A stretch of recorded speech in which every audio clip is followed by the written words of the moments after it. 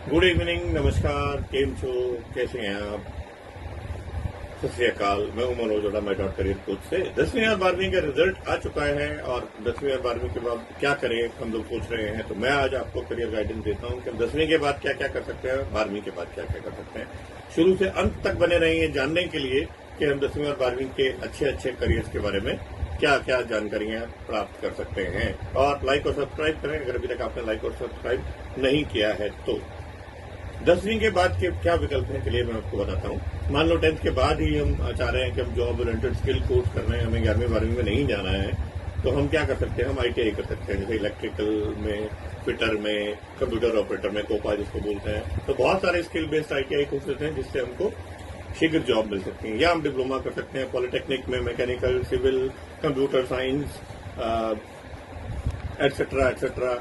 बहुत सारे diploma courses हैं जो गवर्नमेंट के कॉलेजेस में या प्राइवेट कॉलेजेस में भी कराए जाते हैं। उनमें हम 10वीं के बाद एडमिशन होता है। वोकेशनल कोर्सेज हैं बहुत सारे, जैसे fashion designing, graphic designing, digital marketing.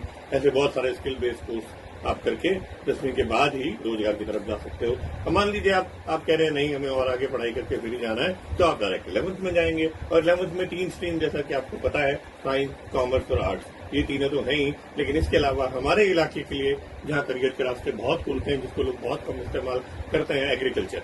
तो एग्रीकल्चर लाइन में भी आप जा सकते हैं। तो इन चारों लाइनों को आप अपने विषय के अनुसार चुन सकते हैं। और अगर आपको विषय चुनने में परेशानी आ रही है तो हम एक साइक्रोमेट्रिक टेस्ट भी करते हैं। आप माई डॉट करियर कोच के यूट्यूब वीडियोज देखें या आप मुझसे पर्सनल काउंसलिंग लें। अब हम बात करते हैं 12वीं के बाद के क्या विकल्प हैं। 12वीं के बाद करियर की स्ट्रीम बहुत कुछ आप पे डिपेंड करती है कि आपका इंटरेस्ट क्या है।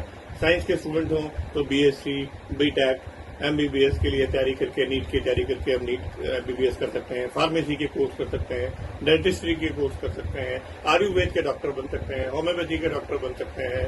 हम लोग पशु चिकित्सा में जा सकते हैं, NDA करके डिफेंस में भी जा सकते हैं। बहुत अच्छे करियर अभी आपने देखा होगा कि बहुत सारी लड़कियों ने भी, अब लड़कियों के लिए भी NDA के दरवाजे खुल गए हैं। पहला बैच 35 बच्चों का NDA गर्ल्स का निकला है जो देश के लिए आर्मी ऑफिसर्स बनी हैं। कॉमर्स की स्ट्रीम में देखें तो जैसे BCom है, BBA है, CA है, CS है, CMA है, डिजिटल मार्केटिंग है और बैंकिंग सेक्टर है। इनमें से भी आप अपने हिसाब से चुन सकते हैं। अगर आर्ट के हिसाब से देखें तो BA है, B.Ed है, UPSC SSC की प्रिपरेशन हम, हालांकि साइंस और कॉमर्स के लोग सभी कर सकते हैं। वो लोग BTech करके भी करते हैं, MBBS करके भी करते हैं।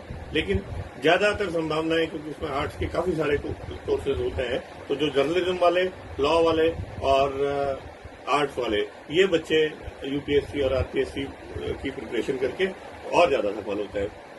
आप LLB के लिए, लॉ के लिए जा सकते हैं BA करने के बाद।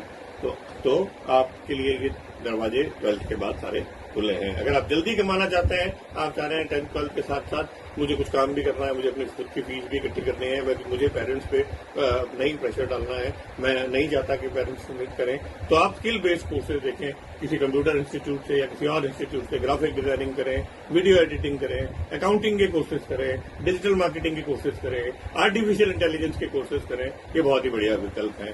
और तो दोस्तों, उम्मीद है कि आपको आज की सारी जानकारी पसंद आ गई होगी। अगर आपको ये वीडियो अच्छी लगी है और आपको इसमें कोई काम की बात लगी है तो लाइक जरूर करें और अपने दोस्तों के साथ शेयर करें। और अगर आपके मन में कोई सवाल है तो कमेंट सेक्शन में मुझे लिखें, मैं उसका जरूर जवाब दूंगा। या 9413779002 पे मुझसे करियर काउंसलिंग के लिए संपर्क करें। ऐसे ही बहुत सारे करियर वीडियोज के लिए आपको बहुत बहुत बहुत मदद मिलने वाली है। तो आपको हमेशा लोगों से आगे रहना है, क्योंकि मैं हमेशा बोलता हूँ बी ऑलवेज अहेड। शुक्रिया, नमस्कार।